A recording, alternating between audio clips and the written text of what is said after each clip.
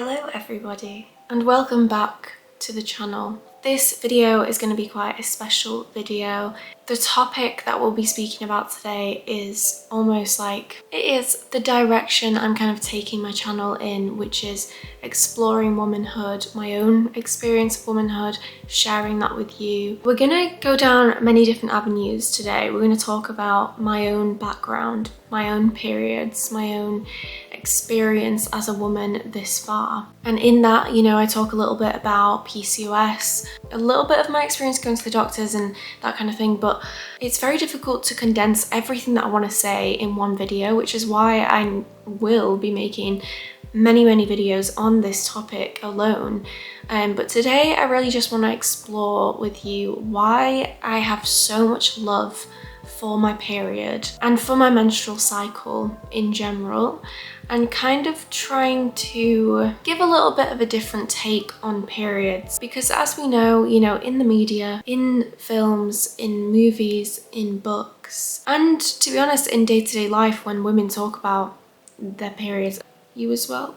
Yeah, how awful is it? Oh my god, it's awful. I've just come on my period. That is the general feeling, unfortunately, a lot of women do actually have. And this video is not to discredit or to silence those women who have a horrendous time with their periods. This video is more so to give a little bit of a different light on periods and the menstrual cycle in general, and kind of trying to remind ourselves of why we bleed, simply why we bleed, and a bit of a background on me and how I've got here. Why do I care so much about my period, and how have I fallen in such deep love with being a woman?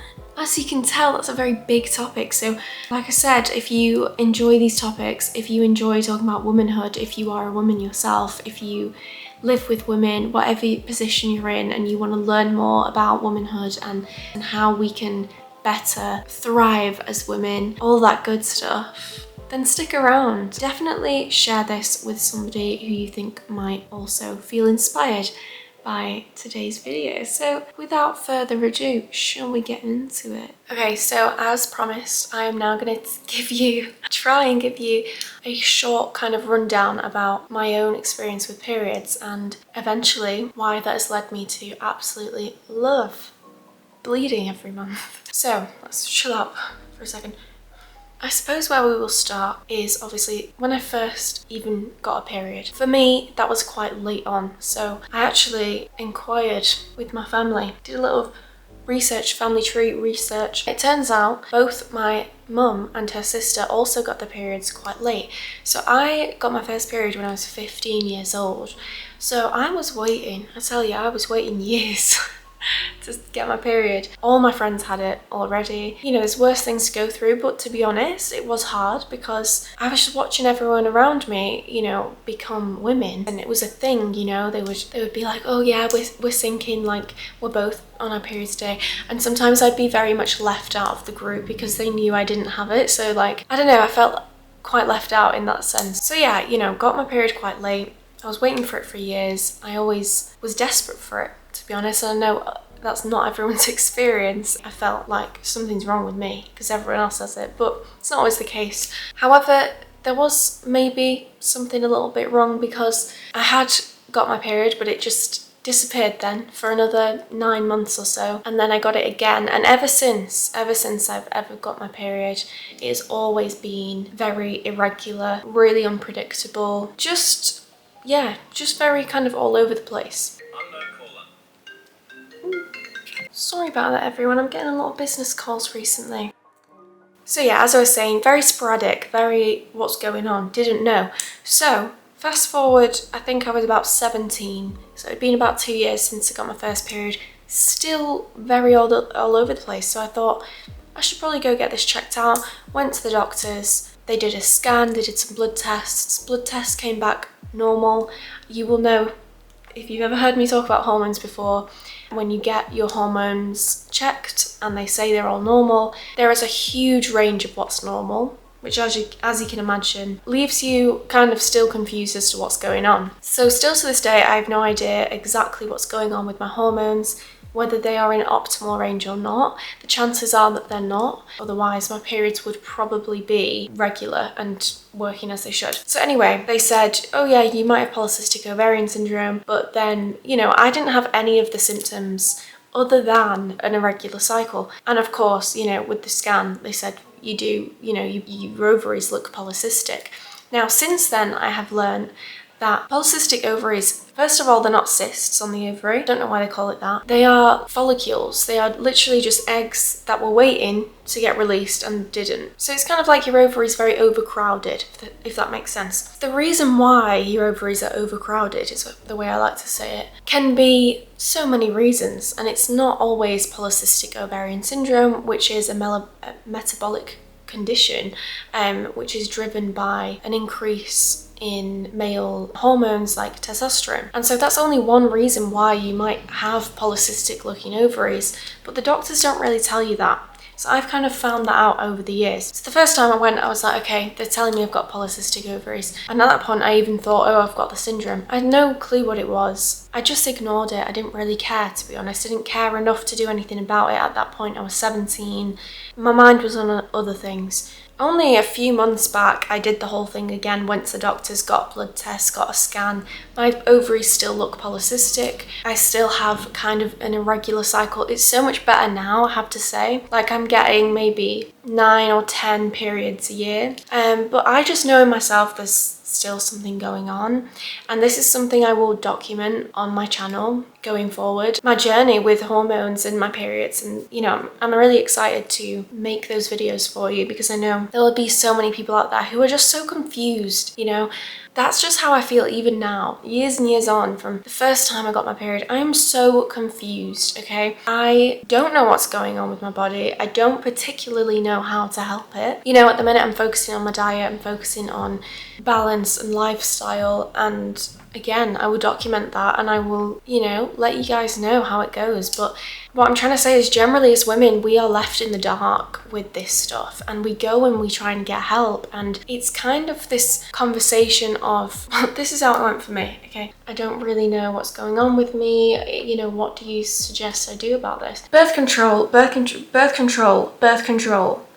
the pill. And that's been my experience. I did have one doctor though who did recommend a book to me, and I'm going to put it on the screen and leave a link to it down below.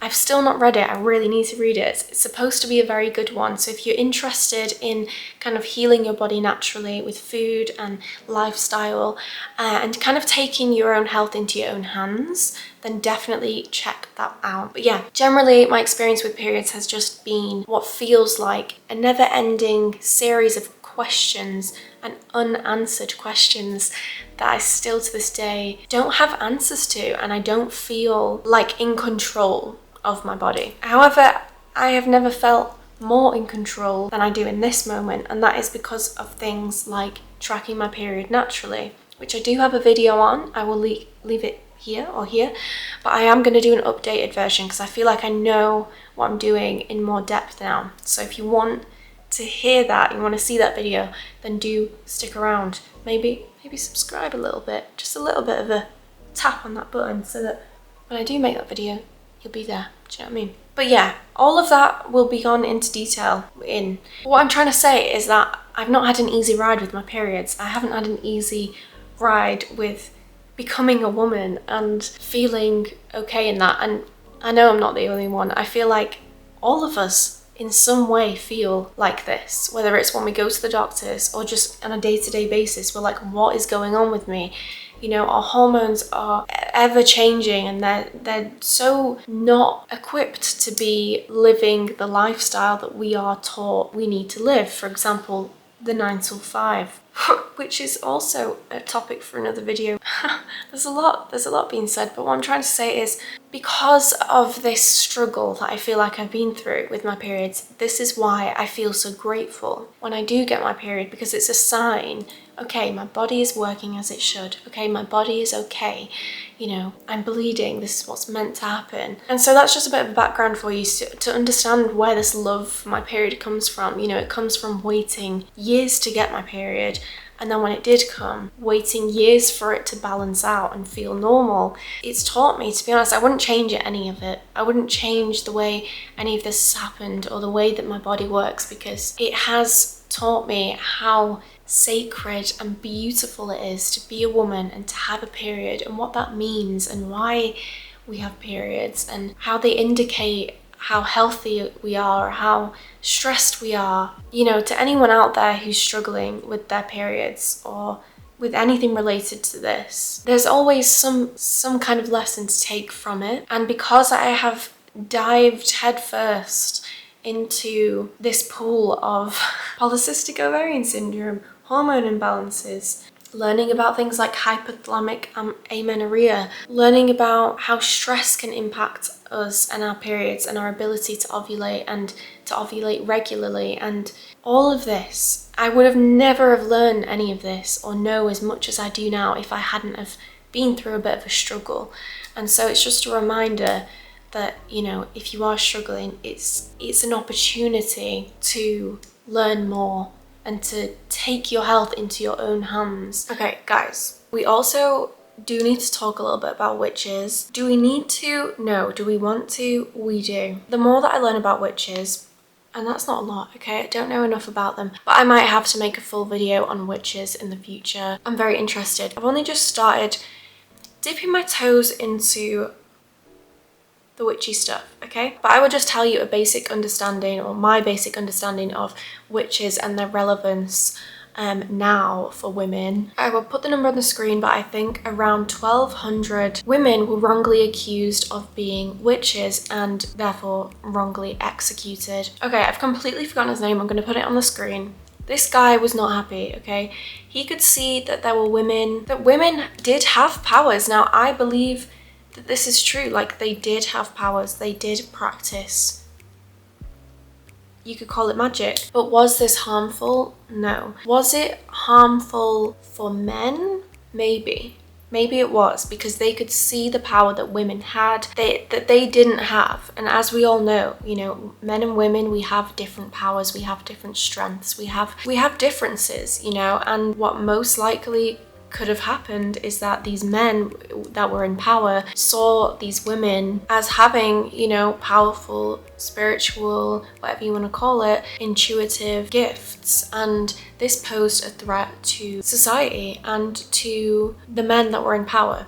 They didn't want women to be powerful. They didn't want women to lead and to guide other people. And so, you know, maybe they used this whole witchy thing as an excuse, you know, to get rid of the insanely beautiful, powerful women. And a lot of these women were said to be older women. You know, this is where the kind of stereotype comes from, of the big wart on the face and the crooked teeth. You know, a lot of these women were older women, and, you know, older women are very wise women, you know. Anyway, let me read you a little bit of this about it, because I don't have a very extensive knowledge on this. But here we go. So while precise similarities have not been teased out between all of the alleged witches, it seems that most factors around witchcraft accusations had to do with power, like I mentioned before. So women had scant legal power in many societies. When that compounded with economic status, race, religion, and women cultivating influence and power where possible, it made women easy targets. They stood out and did not conform with the rest of society. So obviously from this, we can kind of guess that these were just really amazing women that were in positions of power at any level that may be. I think it was definitely comprised of a lot of fear and driven by fear, as are a lot of things in society. These women attempted to stand out or influence society in some way, and they were punished for it. It's hard to craft a specific narrative of why women were accused of being witches, but it seems to boil down to women being courageous enough to be different and to claim space in a society that did not offer them legal power or protection. Basically, we love witches. And if we could unburn the witches, that would be absolutely fabulous. Okay, so yeah, we've been over a little bit of the history of witches, right? But why is this important? Why does this make me love my period? Why does this have anything to do with bleeding as a woman? So apparently I'm a little bit silly and I forgot to record this section. The way that we work as women enables us and those witches to have these powers in the first place. The way that our hormones work, the way that when we're on our periods, on our bleeds, we are said to be more intuitive, which then would lead to powers, being able to understand things on a deeper level, being tapped into those talents and gifts even more on our periods. So that's why it helps me to love my period even more, because it's almost like a celebration of our power as women, and not only in terms of our intuitive gifts and our potentially psychic abilities, but of course also because periods are a sign of fertility, and they are there because every month our bodies are trying to create life, and I think that is the most powerful and special thing and sacred thing in the entire world. Thank you. So for me, it goes back to this idea of women expressing and practicing their intuitive gifts and talents, speaking and expressing themselves and trying to make change. And in response to that, and still to this day, there is a big response to that, which is to quiet, to push down, to suppress. Now, I do want to put a little disclaimer in here because I am in no way a man hater. In the past, we can argue it was different. Do you know what I mean? I've been there, done that, got the t-shirt. I'm not doing that anymore. So in my explanation of this, I don't want you to take from it that I believe that I am suppressed as a woman, and that I am, oppressed, and that I am unable to do what I want to do in this world, and that I do not have the strengths, I do not have the ability to do what I want and to create change in this world. I definitely do. I know I have full power to do that. Yes, there's discrimination, there's sexism, there's misogyny. Yes, it's here, it's present, we can see it, but I am not going to allow that to be my narrative. I'm not ignoring it, but I'm not playing along with it as though that's the truth and the only truth behind me and my existence as a woman. So yeah, big ramble there. In terms of periods, getting specific back down to periods. Periods have been a topic that has been so taboo, so shrunken down to blood. If we knew as, 12, 13-year-old girls what our period meant, if we knew the beauty behind our periods, if we knew the purpose of our periods even, why do we bleed, I didn't know these things. A lot of us didn't know these things, right? And so this is why I always say on this channel, knowledge is power. It really is. Like, it changes your whole perspective on things. And I think periods still to this day are portrayed in a way that really doesn't empower us, right? You see it in period adverts, that woman ice skating, and she's like, my period's not going to stop me from doing what I want to do, and in a way that's great, okay? Yeah, we don't want to feel like we can't do anything on our periods, right? We don't want to feel like we can't carry on with our lives, right? But a lot of these adverts kind of create a picture where being on your period is no different to any other stage of your cycle. On your period, off your period, we can do it all, right? It's not true. It's not about that, right? When you're on your period, and I will have talked about this already, or I will about to be talking about this. What? The seasons of our cycle, right? And period is winter. And what do you do in winter? You put your fluffy slippers on, you put a nice warm cozy cardigan on, you sit down, you're not rushing around, you're not doing 16 twirls on an ice skating rink. If you want to do that on your period and you feel energized and you want to do that, go for it. But the issue that I see in that is that it's creating this image that our periods shouldn't be any different from any other day, when that is so not true, And it's also creating this false idea that you should be able to do everything that you want to do on your period. You should be able to go out and run 15 miles and feel absolutely fine. And no, that's not the message that we should be putting out there. I think the message we should be putting out there is, being on your period, you are going to have lower energy. And this is just science. This is just hormones, you know? This isn't woo-woo. As much as I am woo-woo, this is not woo-woo, okay? And the image we should be putting out there for young girls and for women is that when you're on your period, you should tune into that. Tune into your body. What does your body need today? You know, waking up at 5 a.m. and taking part in a competitive sport maybe isn't what your body wants. Maybe it isn't what your body needs. And that is not a weakness. That is not something to be ashamed of. It's in these adverts, and it's in these in movies, and it's in YouTube videos. It's in, everything. This shame and this fear around getting your period.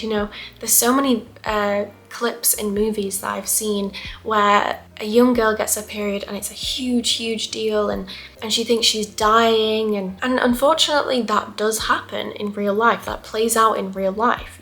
I just think that if we knew as young women what our periods were, why are they here, what do they mean, why are they so sacred, then we wouldn't have so much embarrassment, so much shame in school to change our pad. I remember being in school and I'd spend so long in the toilet because I'd be going like this for like 5 minutes trying to open my pad without making a noise. Why?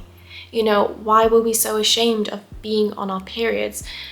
If I am lucky enough to have a daughter or multiple daughters, that they are able to understand and celebrate their period in the same way that I do today, because I spent so many years feeling like shit about my period, whether that be not knowing why it was there or just seeing it as an inconvenience, So yeah, I really don't know how this video is going to turn out. I don't know if I'm going to like it. But there you go, we've just had a little chat, haven't we? We've just had a little chat. As always, if you've got any other videos that you would like to see, do comment down below. Any suggestions are welcome. Again, if you're not already subscribed, go on, why not?